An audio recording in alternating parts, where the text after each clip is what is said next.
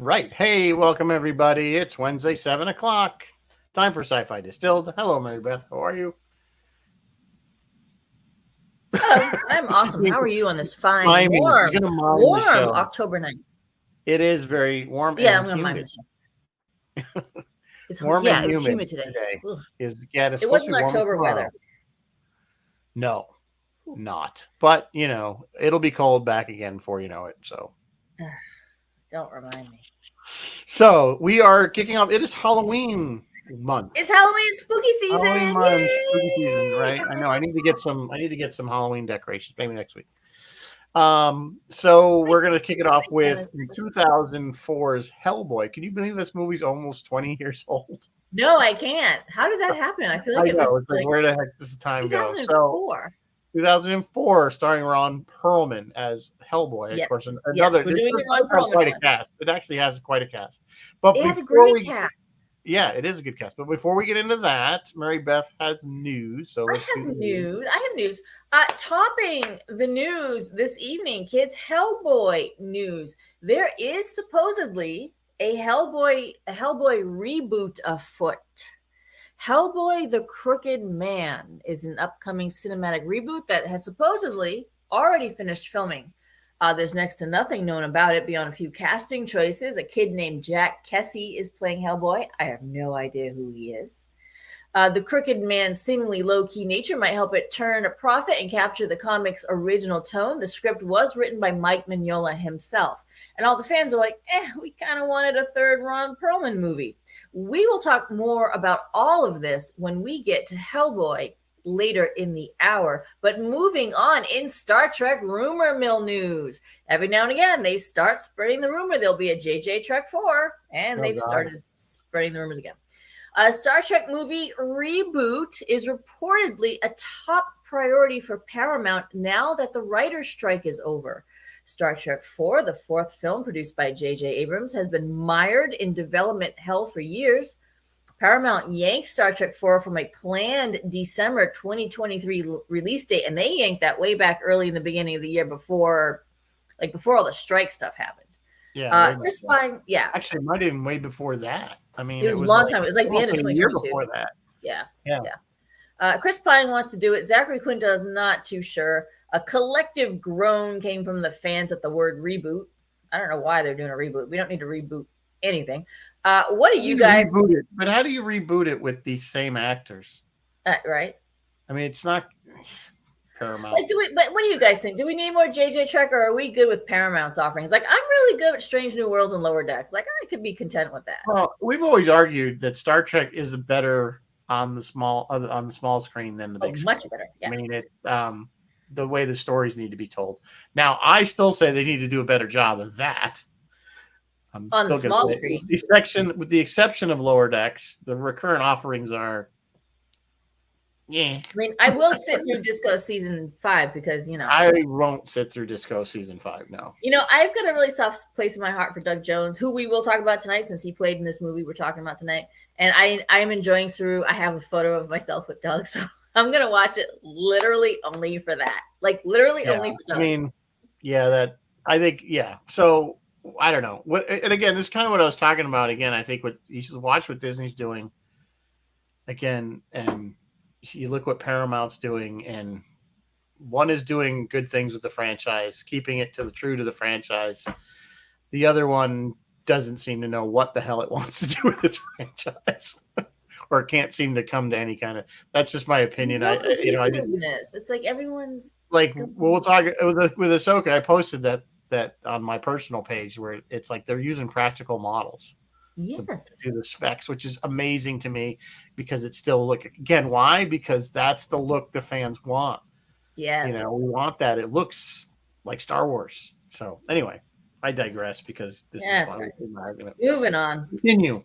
Speaking of Star Trek, Patrick Stewart's memoir, Making It So, is out everywhere yesterday and on audiobook today. Everyone check that out. Speaking of science fiction books, books. Oh, sorry, I didn't interrupt you again, but no. Darren, did you see Darren Dochterman's? Yes, I did. Did he not say locutus? Apparently, he did not pronounce locutus right. What was he saying? I don't know. I didn't read it. Locutus or Like, I how do don't you know. mispronounce Locutus? It's Give him a break. The guy's, God, how old is he? He's an 80, isn't he? he, He's how into old his is 80s, I think. Is he? he? 70s, late 70s? I don't know.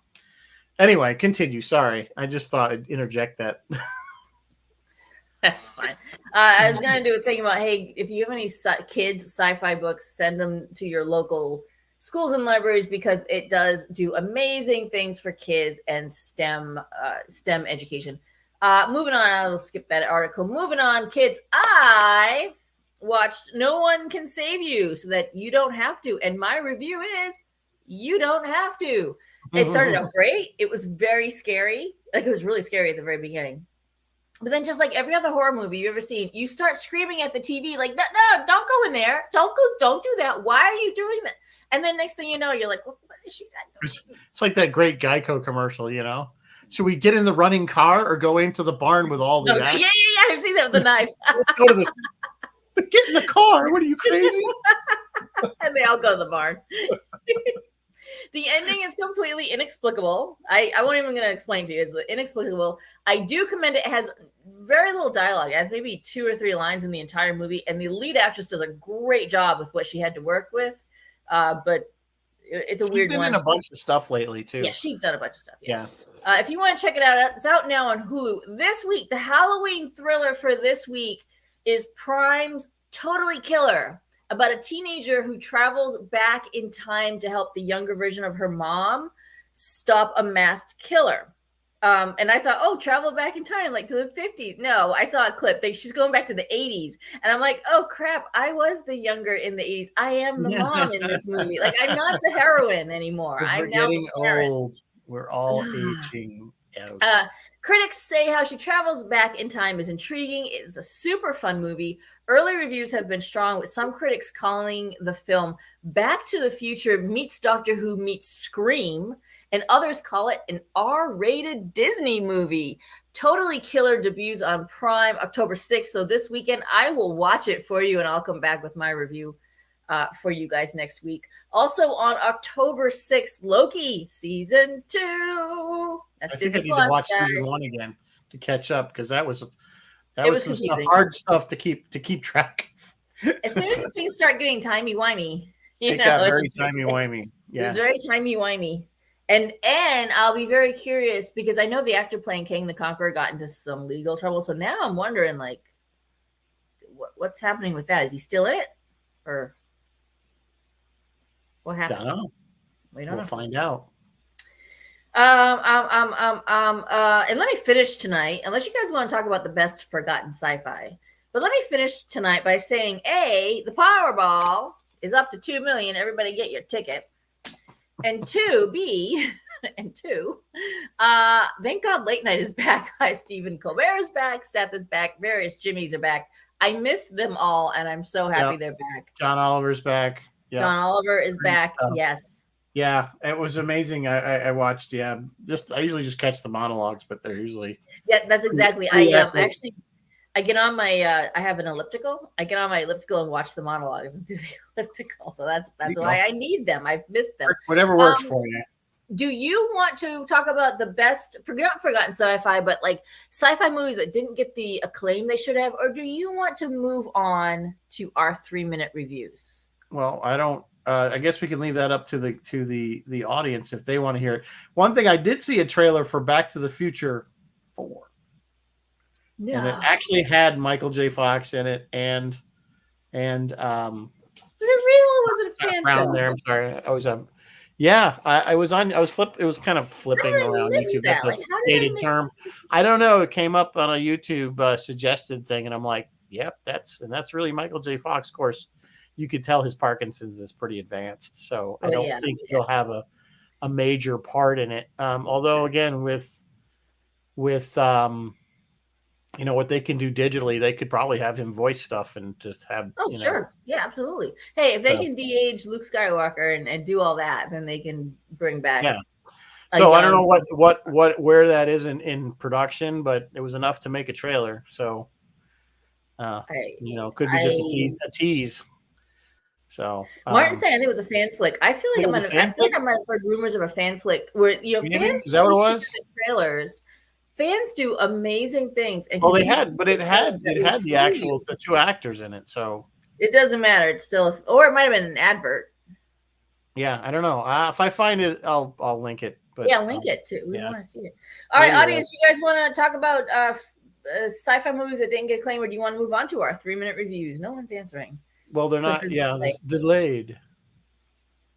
yeah, Bill, it could have been AI generated. Could have been. Did I you don't guys know. all enjoy your test of the emergency broadcast system today?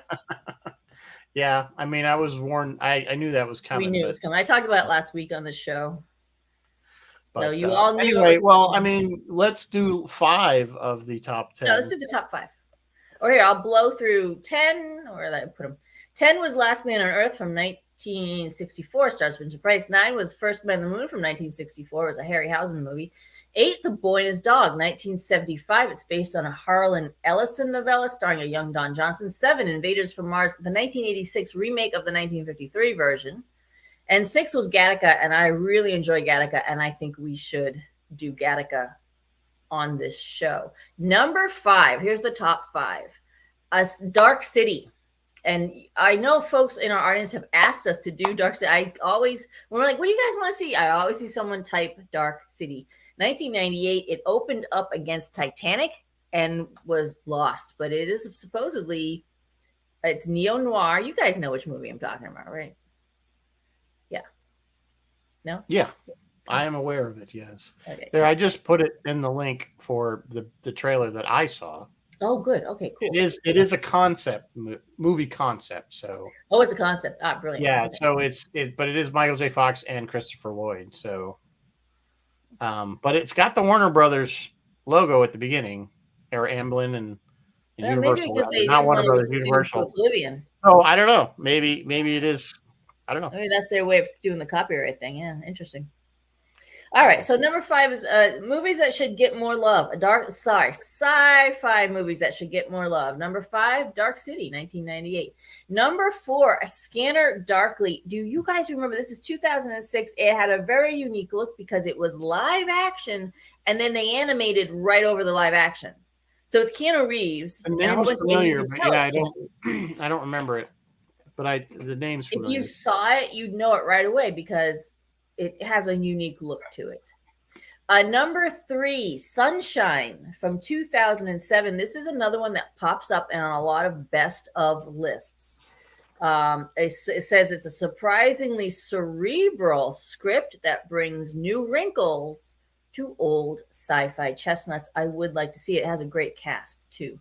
Number 2, Time Crimes. 2007's Time Crimes, a wickedly clever cause and effect paradox movie. And number 1, we have done on this show, Oblivion, 2013 with Tom Cruise. So do you guys agree? Are these movies that should get more love and acknowledgement, or are they best forgotten? What do you guys think? Dark City was certainly, Dark City was certainly unique. The other ones, again, I hadn't seen, except for Oblivion. I hadn't seen the other ones, so I can't really speak to it. Oblivion was good.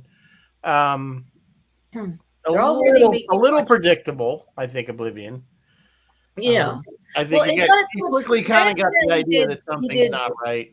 The tomorrow, yesterday, tomorrow, tomorrow live, die, repeat, whatever the hell it was. And so that immediately eclipsed Oblivion. But yeah, it was more action, I think. That's why, maybe, people probably. I don't know. Why do you think Michael Bay movies are so popular? Although, you still an effective team in that Southern It was a good movie. It just wasn't. I don't think it was meant to be an action. I mean, it had action in it, but it was a little bit more. It was a thinker. Yeah, it was a little bit of a thinker. So, Chris is loving Dark City. Europa Report. I feel like we've talked about that. Yeah, Jeff, it is a found footage flick. I feel like we've talked about Europa Report for some reason on this. We haven't reviewed it, but I feel like I talked about it for some reason on this show. Yeah, there's lots of them. Maybe I've seen it. I don't know. There's lots of them. of movies that If are. there are any of those you guys would like us to check out, please let us know. We're always happy to. No, we always could do a make me watch because we can make us both You watch. always do a make me watch. Crystal Roche is loving Dark City. No one else Yeah. is paying any It would attention. be a good Halloween one. So who knows? Anyway. Yeah, that's true.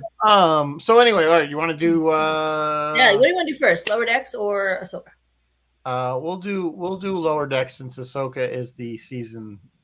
Party time! The Betazoids are on So board. Lower Decks. Wait a minute. Let me get my thing up here.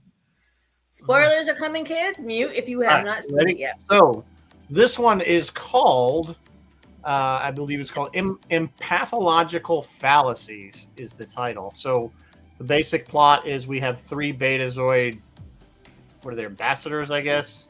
Yeah, played by come on board. Wendy Malick, Rachel Drak, and Janelle Jameson. Yeah. And they have, which is interesting, they kind of alluded. It was really weird when me watching this because I just watched the Star Trek Next Generation episode called Sarek, which is the one where Sarek has the syndrome, Bendai syndrome, which is basically what one of these characters has as a Betazoid, and she's broadcasting her wild because all they want to do is party. No, it wasn't the Betazoids. It was T'Lyn. Oh, right. You're right. I take it back. You're right. It was T'Lyn. They thought it was the Betazoid disease. They thought it was the Betazoid. Because Bendai and the Betazoid, they both present the same. Right, they were partying. So it was T'Lyn, our new Vulcan ensign, and of course she's broadcasting her negative, and everybody's partying like it's 1999. Absolutely, party on that ship. It's getting awesome, and then they had to ruin it and end it. The drink. There's a lot of drinking. I love the fact they have those long yards, drinks that you always see like people have it, wherever, pick a place like Mardi Gras or any of those places, like where they have drinking. A lot of drinking is going on. They have those giant drinking going on. I love it. The doctor's like knocking it back. Like she drinks the whole drink. She's like, "Let's get the surgery." Well, that was the funny joke, was that she's a Caton, and she's like, "Oh, dinner's here." And of course, the captain's like, he doesn't get it. And they go, "Oh yeah, back in ancient times, Caton's 8 Betazoids. Now we just have what you call not fake, but replicated Betazoid." So that was pretty funny. It was a fairly good episode. It was a funny episode. I thought it was funny. The only odd thing about it was the Betazoids were trying to get back to their Betazed. And they're like, let's just cut through Romulan space. I'm like, no, even on some weird disease, you still wouldn't do that. Like, even the Betazoids know the Romulans are bad guys. You don't cut through. Like, they're all in the Federation together. That was funny, though, when they just get there, like, just at the border. They just get to the border, and there's a cloaked Romulan ship, and they're waiting, and they're like, oh. Damn it. Because it turns around. Right at the border, it turns around and goes, they finally, of course, do it. Oh, so, yeah, it was pretty funny. They did continue a little bit this subplot, this ongoing plot that's been in all these episodes of this strange ship that's going around and killing Federation ship. We'll find that towards the end. Oh, they were going to Risa. They weren't going back to Bidazed. They were dropping them off at Risa, so the party continued. Oh yeah, maybe they'd come from Angel 6 and they were going to Risa or something. Something like that. Yep. So okay. It was very funny. Lower Decks never fails to deliver. So. Yep. All right, so now we're going to do the Ahsoka episode. And this might take more than 3 minutes because we both have thoughts on this. Well, yeah. All right, so let me get hang on, let me start us over again. Come on. There we go. Okay. So, so basically this whole episode is a time crunch. Can they stop Thrawn from leaving and getting back to the Prime Galaxy, we'll call it? So there's this whole time crunch. They get on the Star Destroyer. There's a big lightsaber battle all over the place. Lots of lightsaber battling, and then Ezra battling in this episode. Ezra ends up getting on the ship, staying on the ship, where the other ones get basically stuck on the planet. Yes. And ultimately they lose their battle, and Thrawn gets away, and Ahsoka's stuck with Sabine and the 2 other bad Jedi, the Sith Jedi. Yeah, Valence Cole and Shin Hati stuck on this planet. Stuck in the far So here's what's probably going to happen for Ahsoka season 2. Ahsoka season 2, my theory, and this is not just mine because I've seen other people say this online, that Ahsoka season 2 is going to take place pretty much on that planet. It's just going to be those characters there and how they're dealing. Might see some stuff going on in the Prime Galaxy, but my guess is not, because I suspect Fellini's mystery movie is going to be Heir to the Empire, which is going to primarily focus on Thrawn and his story. If you haven't read those Timothy Zahn novels, that trilogy, which came out in the 90s, I highly recommend you read them. They are excellent, excellent continuations of the original trilogy story. And you will find out who Thrawn is if you don't know by this point. So I think that's where they're going to try to, but they're going to have to adapt the story because yes, the original story has very heavy on Luke and Leia and Han, and they get married and have children. yes. And it's their children also that are involved. And so obviously you can't have that happening unless you AI the whole thing, or not AI, but digitally deep fake it. Recreate them all, yeah.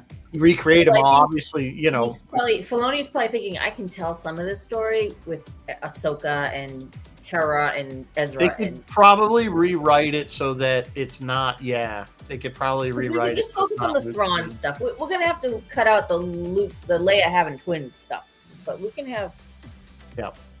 Yeah, which they've already established didn't happen with the. Yeah, that's true. There was only Ben. That's right. There was only Ben. So, The only mystery left now is at the very end of this season finale, we saw Ray Stevenson, who again has passed, is no longer with us, out at the end of the arm statue, standing there looking beyond. As I called it, the Lord of the Rings statue, and he's looking out to the, Gondor has lit the beacon. I don't know if you guys saw that. There was like a red laser shooting up. I don't know what that is. I don't know what he was doing, and I don't know how they're going to resolve that without Ray. So I don't either.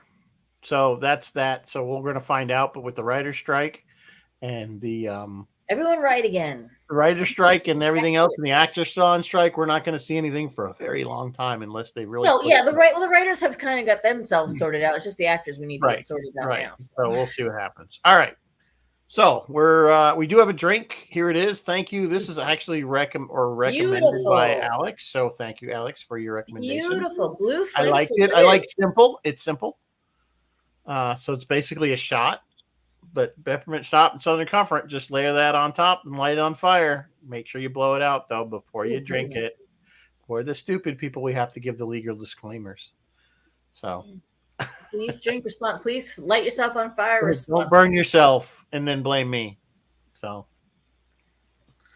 anyway, all right. So I should probably start with full disclosure, guys. I stupidly sat down to watch this and turned it on and realized quickly I turned on the wrong one. I turned on the David Harbour one. You know, the guy from Stranger Things. He did one in 2019. Yep. And I thought, I'll just watch 5 minutes. I just want to see. I ended up watching the whole thing. I have to tell you, I feel the Ron Perlman is by far the superior movie. But I will compare and contrast as we go if you guys want me to. But I think the Ron Perlman. I literally finished Dave Harbour, and literally turned on Ron Perlman immediately after to see. Yeah, love the feeling, love the sentiment, love what was going on, like kind of behind the Ron Perlman one. Well, again, not having read the comic book, I have no idea how. Me neither. I admit I have not read it. So anybody that might have been a fan of the comics, I would like to know how true to the comics either film was, but particularly this one. I had not. I think I saw this film way back in 2004 or 5. I don't think I saw. I know I didn't see it in the theater, but I might have definitely watched it HBO or something like that, whatever it was on at the time. So I watched it again just a couple days ago, and so it was really like watching it for the first time because I really didn't remember almost anything about it. It was kind of new. I mean, I was very familiar with the imagery, the Abe Sapien character. I knew all those were in there. Liz. I remember he liked Liz, was his girl. Right. I knew that, but other than that, like even the beginning part, I was like, I completely his little origin of how he ended up on our world, so to speak. I forgot about that whole scene with the Nazis, and that they were opening a portal to Yeah. hell, I guess, or And then they something. just find And then this little red demon baby. little red Hellboy. And the Dave Really creative Harbour, name came up with yeah, Hellboy, right? Hellboy. Hellboy. They called him right from Dave the beginning. Harbour retold that story, kind of roughly the same, finding a little demon baby doing something. Yes, I am, Martin. I am wearing Doctor Who tonight. That's true. All roads do lead to Doctor Who. But yeah, So I think Ron Perlman was a great pick for this. Just the voice alone. absolutely. I mean, he's got a very kind of odd looking face, kind of very square sort of face. I don't know how to put it, but it's not. I'm not saying that in a bad way. It's just he has a very unique look to him, and I think it works for this. And his voice, and he has a great voice. Embodied it well. He was their only choice. I don't think they were even considering anybody else. I think there's like Ron Perlman or GTFO. Right. Yeah. So, but they did consider other people for other roles, and let me see if I can find that.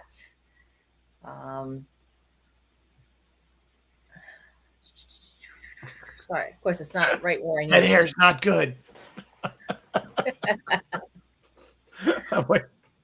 Anyway, so yeah, but the cast otherwise was really good. Yeah. I mean, they did a good job with casting, I think, for the most part. And we'll go over the cast in a minute, but of course, you got to kind of start with Ron, who obviously has quite a very lengthy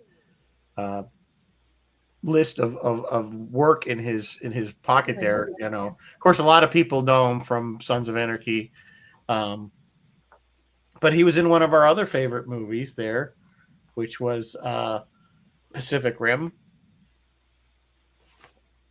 Yeah, he played the mobster guy. Yeah, he was in Pacific Rim.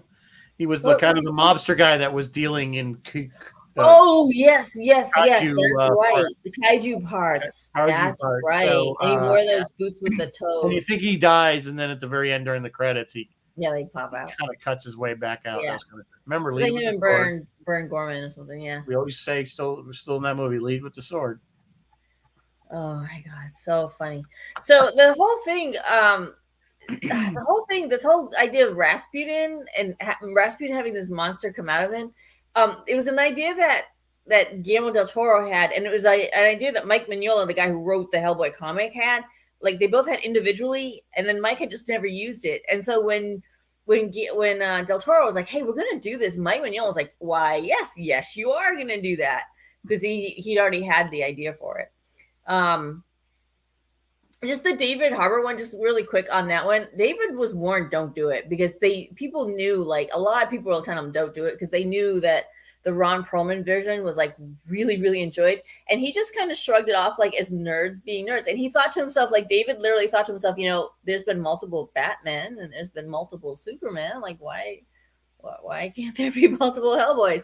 But of course it tanked. Apparently, supposedly, Ryan Reynolds called to console him, saying, I failed with Green Lantern.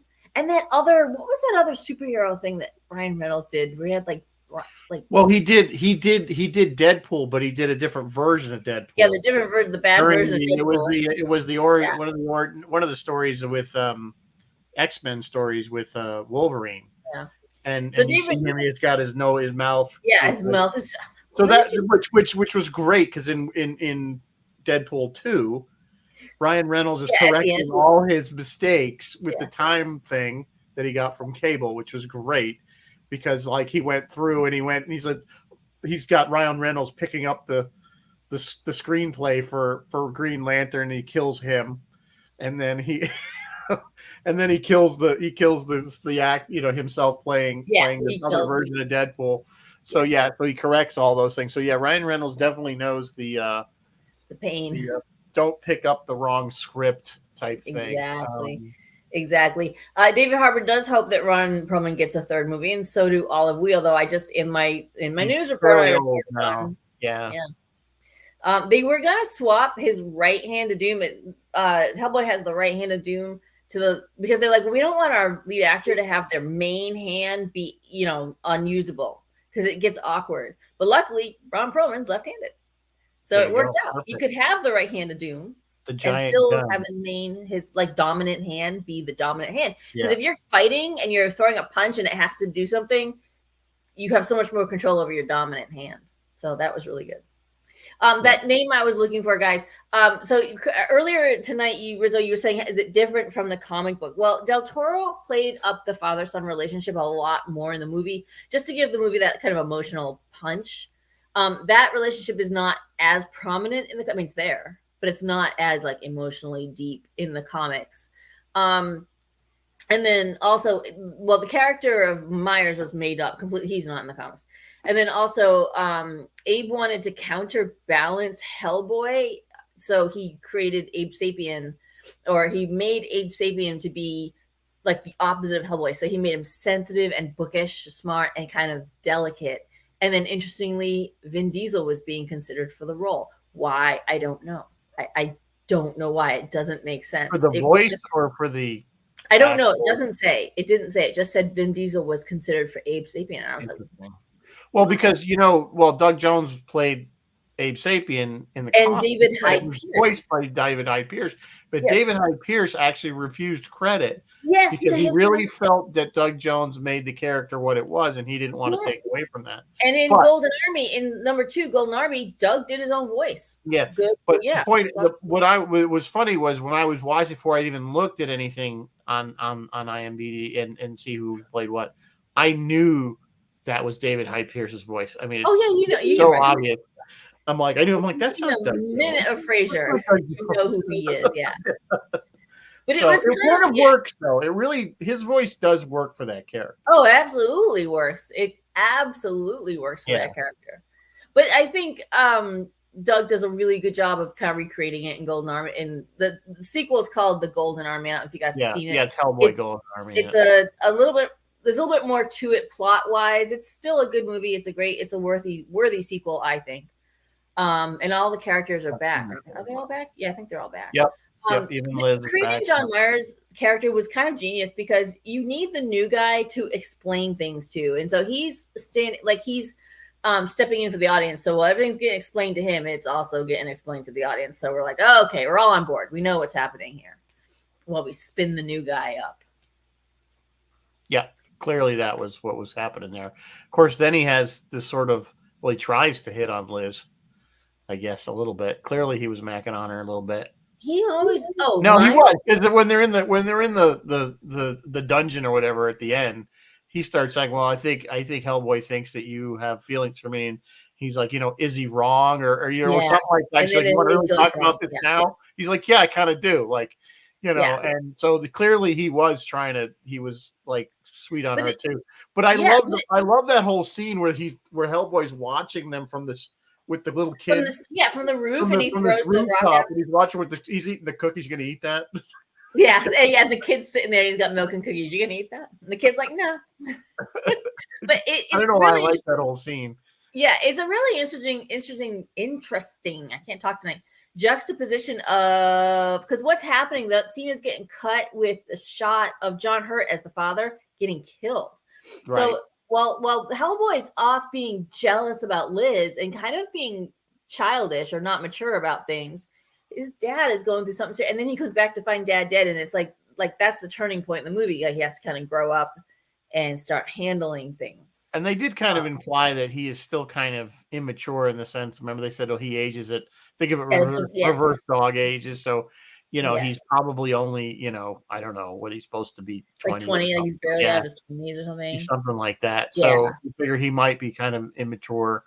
They didn't really fill in any backstory with him and Liz of where obviously she had worked. No, they clearly knew each other before. Yeah, she did work because she said something like, I've quit and gone back like 5 times or something like that. Yeah. They never, enough so I missed it. They didn't really give any backstory as to why she has this ability to create fire out of nothing. We don't know how she gets her ability. We do see a shot of her as a kid, and they throw something at her head. She's being taunted. She's being teased. The fire comes, and I don't know. She knew it was coming because she said something like, "I think she knew that." No, she's like, "Oh no, not again." Yeah, so she knew that it was that was probably going to happen. So it wasn't like her first time. Yeah. I don't think the rock was just the trigger, like. the Hulk gets mad and Yeah, maybe getting hit or smacked or pain is a trigger, because at the very end of the movie, when she wants to actually use the power, she tells Myers, right. "Hit me, I think hit it's me." that or it's anger. I Yeah, think that she just or like I'm she's angry. angry, Yeah, so it builds up and because she, like that. So yeah, so she of course blows up hi everybody. guys. Yeah. So So, Del Toro turned down Prisoner of Azkaban for this. Probably wise. That came out pretty good. And then there was some other little detail about. Chris LaRose saying she's a mutant. Yeah, that's probably what I figured. Yeah, That I think she's a born mutant. that way, kind of like Firestarter. Yeah, yeah. Just born that way with the blue flame, which was hence the Yeah, I thought ring. it was a great effect that they chose to do blue. I liked that. And did you notice, like, as she's manipulating the flame, you can kind of see through her hand a little bit and see the bones of her hand? It's cool. Like, I Well, like the way they blue animated. also indicates that it's hotter than like Yeah, your regular yeah, fire, because if you know, yeah. so I blue is meant always cool meant hotter. it was really radical that they did the Yeah, bones, not right. cool like No, they it was the really no, it was no. I understand what you're saying. No, it was a great effect because it kind of went around her, but then everything else around her would just burst into regular would flames. just burst. Yeah, everything else would just burst into regular flames. Yeah, so that was Although kind she slept it, like the night she blew up the insane asylum where she was staying, she slept. She was on fire sleeping. Her room is on fire. And then eventually the whole building went. I don't know, yeah. man. It seems dangerous. So she's fireproof. He makes a point of saying I'm fireproof early in the movie. Well, So he's you clearly already, like literally. Not only is he immortal, he's almost impossible to kill because when he yeah, was inside the he big can be damaged. Cthulhu thing that came out of Rasputin, he was in there with like those 2 belts worth of grenades, and that's what Oh killed yeah, the he thing. didn't And die. That's he true. didn't even get a scratch. That's true. You know. There's scenes with him bleeding though. There's scenes with Yeah, him so bleeding. it's That's kind of like weird. interesting. It's kind of weird because you think because he's Well, like literally was right inconsistent with next the to his flame. damage points there, with the hit points. Yeah, But I the don't know. right hand of doom, I think the right hand of doom, it's made out of rock, and I don't think anything can damage it. I think No, I it mean, just, again, we're talking about something that's supernatural or yeah, from hell. So they can pretty much do whatever they want. yeah, that's true. So there's pretty much no way to kill him, obviously. And At I least liked him sanding his horns. Like I liked, he's yeah, sanding. he had the angle grinder. He's Well, got that the was kind of grinder. cool, 'cause, like when he started, he grew them back with the little Yeah. flame over his head, which was cool. Do we ever actually see in this movie Ron like the full on his full form, Yeah. his final form with the With the horns, yeah, because at that point when they got him to put his hand in the lock, yeah. he grew the horns, and there was a little, and then the flame was over his head, like there was Okay, a yeah. flame there. Yeah, it doesn't actually touch his head. It But just kind then of hovers over his head. when he finally overcomes his destiny, or what they kept telling his destiny was supposed to be, he breaks the 2 horns The off horns again. off, yeah. So, I gotta give credit to the David Harbour movie. They show him a couple times in his full glory, and that rendering was beautiful. Like his crown of fire was gorgeous. His horns were gorgeous. He looked cool. He looked really cool. And so I had seen that one first, and so I was like, okay, I'm gonna watch the Ron Pro one. And I was looking for that and looking for it, but they never It they did. You showed did it. see it. It was You did so see it. short. Well, Like there I was feel another like, scene yeah, where you they barely showed got to see hell. it. Yeah. We assume we saw hell, and like there's the clouds, and then like the tentacles that are just coming out of the clouds. Yeah, like And then all he's kind of sitting there unexpected. perched on like a rock or something, and you saw him with the Oh yeah, you saw him. full thing in the flame. It wasn't I'm that gonna different. give points to the David Harbour for showing us Hellboy in his Well, full it's glory. 20 years newer, Yeah, so they have a lot CGI more. was CGI was probably is that much more advanced. You got 20 years is a big jump. that's true. So budgetary, they might have had more money. Clearly, like you said, if you're saying it's not as good, then it doesn't really matter. Yeah, no, the overall plot was horrible. I mean, the whole story was. You know what the story was about? The story was about, and this is something from the comics. Hellboy is technically descended from King Arthur on his mother's side. His mother was human, and his dad was demon, or his dad was whatever his dad was. But his mother was descended from King Arthur, so he is technically the rightful king of England. Okay.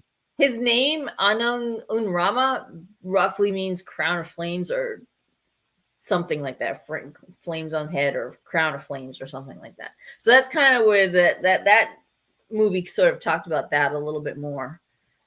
Okay. Yeah, I don't know. It was kind of a hot mess, that movie, but it was still fun. Like, if you guys like action, it's absolutely worth a watch. If you guys just want to see, like, contrast and compare the different versions of Hellboy, absolutely give it a I'll look. be honest with you. I didn't even know there was another version, that the 2019 version even existed, until I started looking for this movie, and I came Yeah, across and then it. I'm you're like, like, yeah. oh, there was another movie Mhm.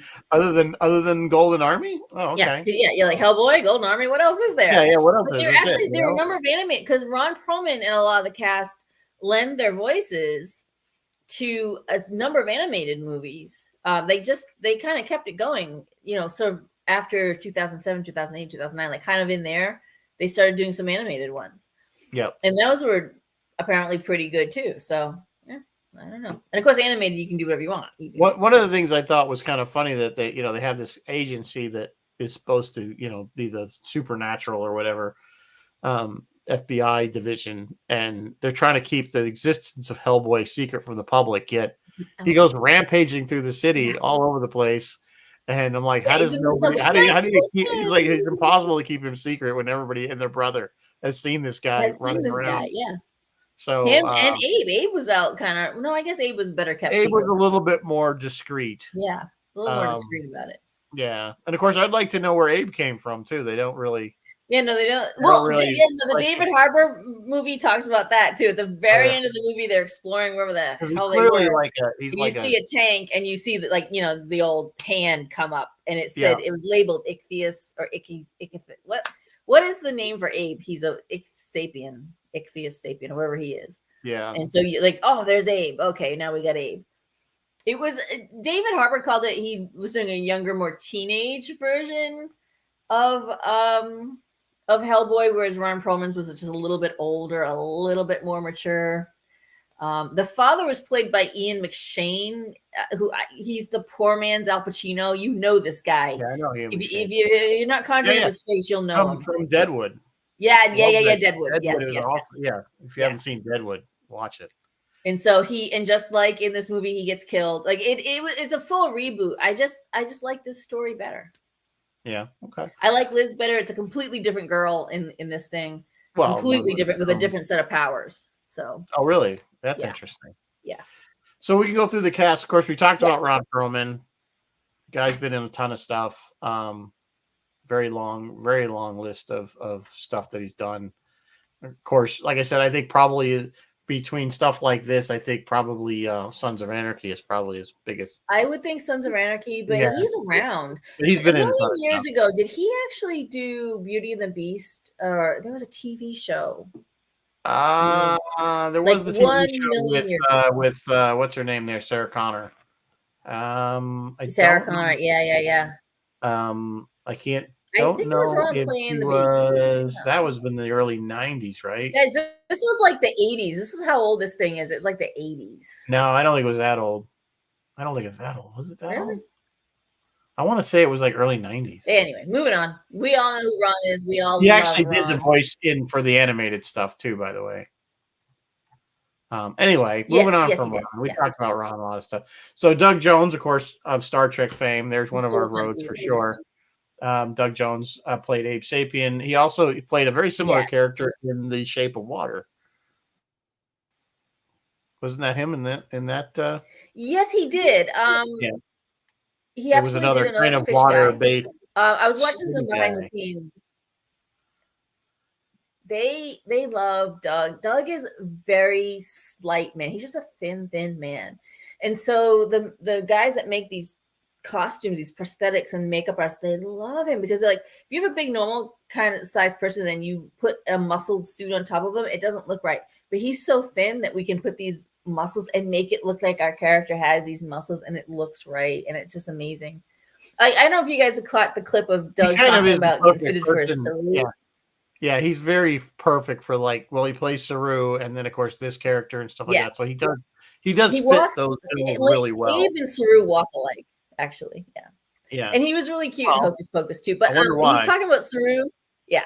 And they talking about Saru, and the costumers were like, "Okay, how are we? What's Saru's butt? Like his actual butt, like his buttocks? Like, what's this gonna look like?" And finally, it was Doug who was like, "It's an alien. Maybe he doesn't have a butt because I don't have a butt. And let's just put my pants on and go with that. I've got all this stuff going on in my head." If you ever meet Doug, he's a very nice man. He's and lovely. He loves the fans. Yeah, he just loves. He eats it all up. He will hug you, and he will like wrap those long arms around you like this, and it's just very, very, very nice man, and he is the sweetest. Yeah. So regardless of what do you think of Discovery, he is the sweet. I love Saru. I actually love Saru. He's not a bad character. Just the whole show in general is. The whole show has other issues. All right. Anyway, keep going with our cast. Thelma Blair, who plays Liz Sherman. She's our fire starter. She's done a bunch of stuff. Certainly, she has that brooding look to her. So that kind of looks. Yeah, she does. She usually does more not rom-com, but like broody teenage. Yeah, so she fits the bill look-wise, I think, for this one. Kind of that almost goth kind of. Yeah, little gothic girl. Yeah, so, and she wasn't well, so she was kind of always staring off in the middle distance there. Another one of the hardest working men in Hollywood would be John Hurt. He's in a ton of stuff. Yep. God, plays the father, Trevor. Of course, gosh, what else like stuff he's been in? He's been in so much everything. John Hurt has been played a doctor. Correct me if I'm wrong. I believe he played Doctor Who, and when he played a doctor that didn't have a series, he was a one-off. Oh, that's right. Yeah, he played a doctor. The war doctor, they called him. The war doctor. Yep. Yep. So so there was that. So he's got that under his belt. I mean, if you look through his stuff, it's just he's got tons of stuff. Apparently, he's IMDb is fighting with me. It keeps wanting to show me ads. I don't want to see ads. He's been in so many things. I'm not even going to go through it all. You guys know who he is. Yeah, you guys know who John Hurt is. I'm trying to think regular Gregorio Karen. I don't know who that. I don't. Jeffrey Tambor. He will always be Hank Kingsley. Jeffrey Tambor. Jeffrey Tambor will always be now Hank Kingsley. Because if you ever watch he kind of always plays the same character, and this character was it. This was it. He always plays the kind of an asshole, kind of an idiot. But he also is. What's the other one that he was in that the comedy, the sitcom? He was in with.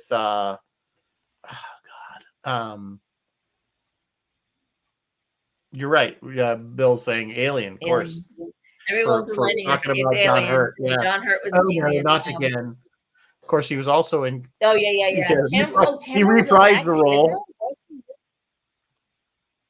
He's been in Jeffrey's been in a ton of stuff. But like I said, I'll always remember. He does a lot. He did Arrested Development. He did Larry Sanders. Development was the one I was trying to think of, but he'll always be Hank Kingsley to me.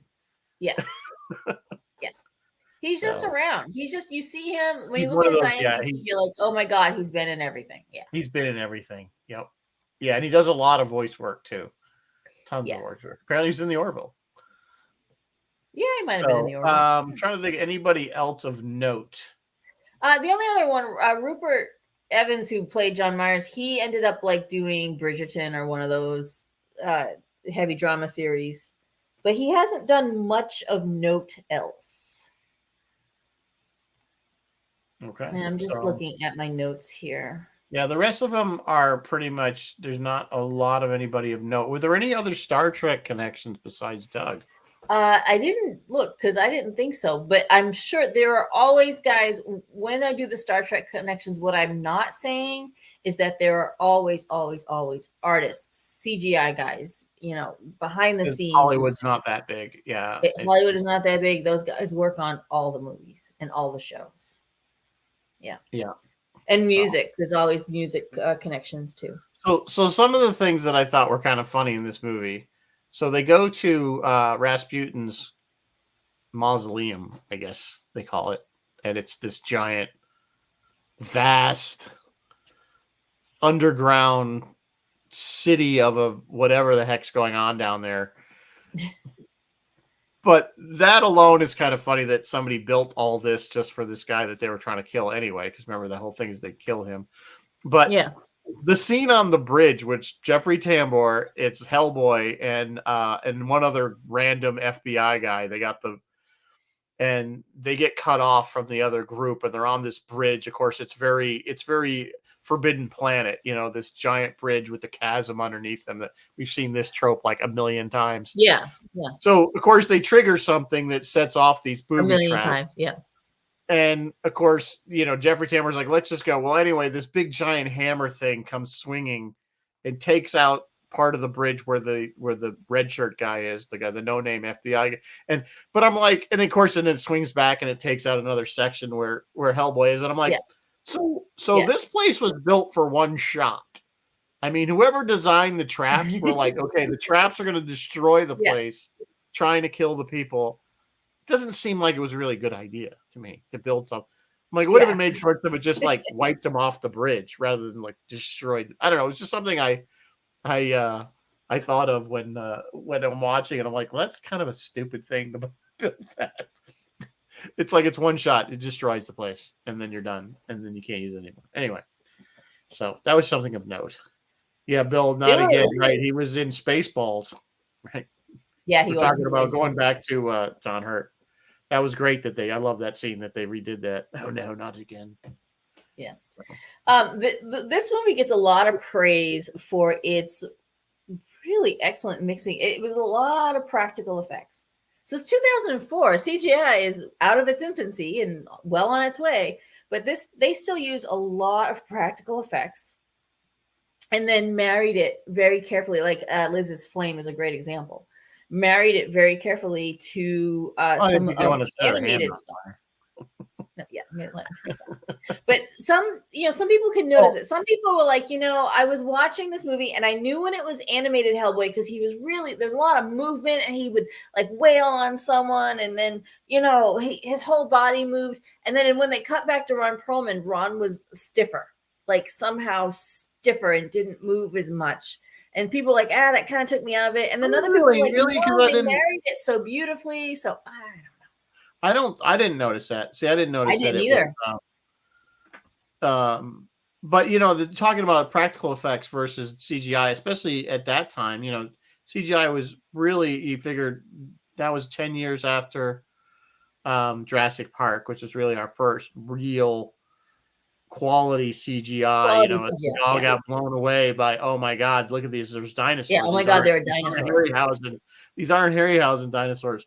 So you figure it's only been 10 years. So I think they do lean on, at that time, they were certainly leaning heavily still on practical effects because the CGI just wasn't, for certain things, wasn't there yet.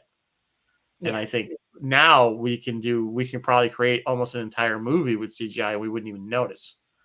Or it'd be very hard to pick it up. Well, that was part of the writers and the actors strike argument, no AI, because... Right. Yeah. Right. So, well, that's different. That's a whole different thing. But to have the computers generate it. But I mean, even if AI is generating, to draw these images and then animate them, or how it's done. Actually, I talked about that when we were watching. What was on Marvel? The Marvel thing with Bill, T2 certainly was an achievement, but again, we were looking at that. The sets were amazing, Chris. It wasn't the same to me. It was still in an infancy, even in T2. Recently on Marvel, we were on Disney. We were watching the Marvel with Fury, with Nick Fury. What was that show? Anyway, the opening credits to that thing, the green opening credits were AI generated, and it was a big brouhaha about that because sometimes AI takes. The one that just aired on Disney, that one, the one that. I know, I haven't watched that yet. Oh, you should watch it. It was interesting. So but the AI takes art, which just scours the internet, and there's millions and millions and millions of things out there. Takes what it wants, doesn't give anyone any credit. Yeah, Sky Captain was a combination, Martin, of not just CGI but also of a practical with a film effect. But a lot of that was CGI. It had to be, all those robots and stuff through the city. Like that was pretty much generated. But they were looking for they were trying to give it this antique look to that film. rather than which I thought was really cool. I like it. Yeah, it was all. I liked it. I know a lot of people didn't tone. like that movie. Yeah. I actually liked it, so I don't care. Yeah, we did that. We did that movie on the show. I think. Yeah, we did it. I liked it. I liked that movie. So anyway, 55 minutes to the hour, or 5 minutes to the hour, I should say. Yeah. I don't know what else to say. It's a pretty good movie. I liked it. It has its following. It has its following. I think it's a product of its time. I think it's aged fairly well. Yes, it has. I do think, though, when you watch it, though, it's kind of what you expect.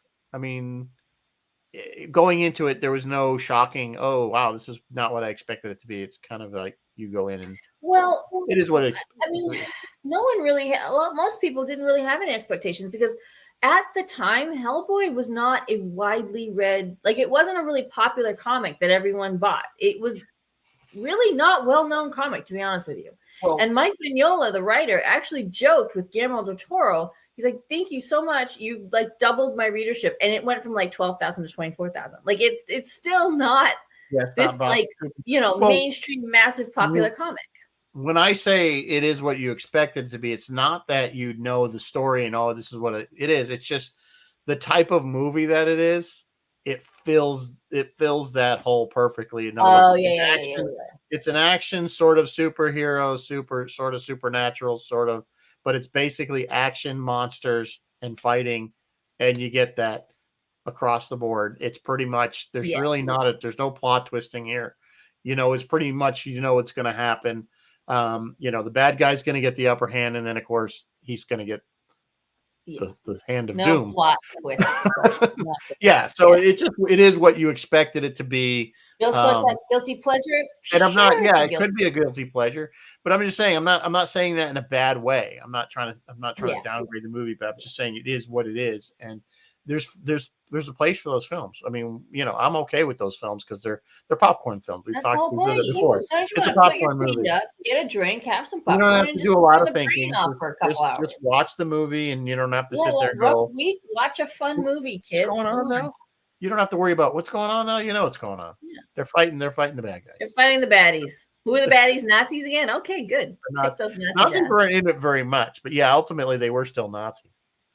So anyway. It's always the Nazis. Okay, so what does Roy and Phil got coming up? I know we're coming up. Roy is doing. I just had Roy's up. Roy is doing. A while back, he was trying to do like his top 5, everyone's top favorite Space 1999 shows, and somehow that got put off. So I believe that's actually going to happen this Friday, and then Sunday. I don't know what he's doing on Sunday yet, but he'll probably be back to his Halloween stuff on Sunday.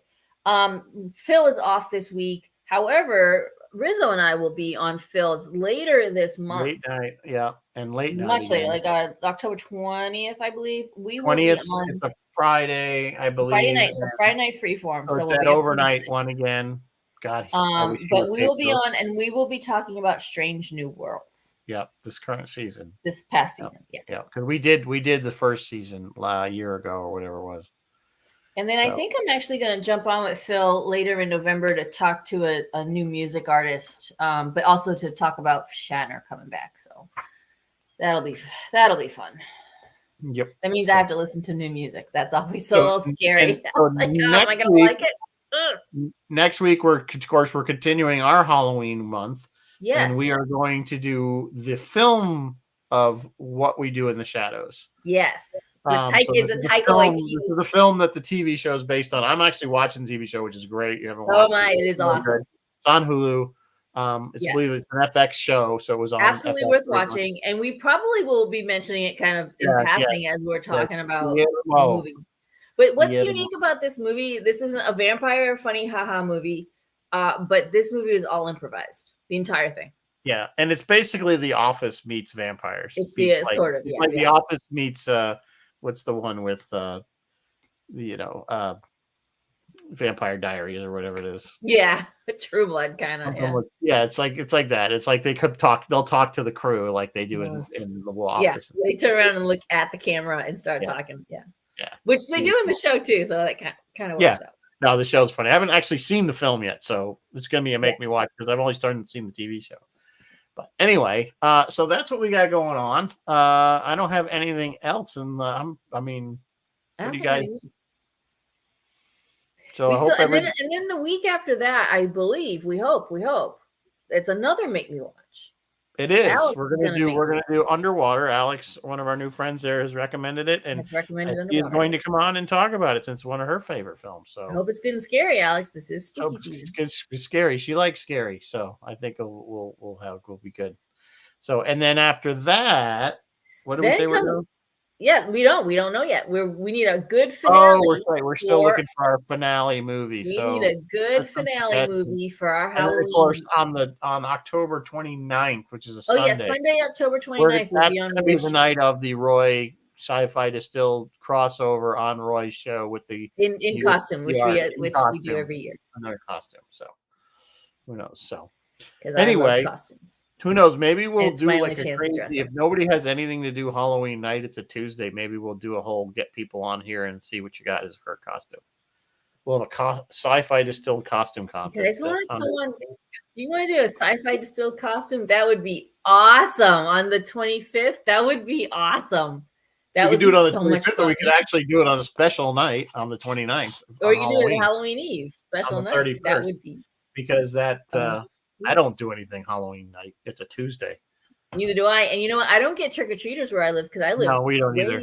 No, I live way back off the road. So anyway, we'll see. You guys let us know what you want us to do. Chris says I would love that. I think Chris would be down. Chris, you can't always dress as the Shadow.